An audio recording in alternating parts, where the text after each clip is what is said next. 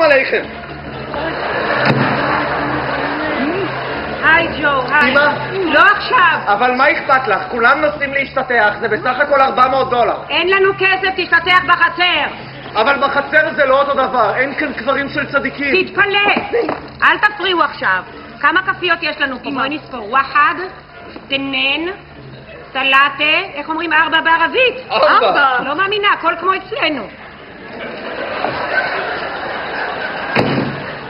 אהלן וסהלן. סבח אל-חיר.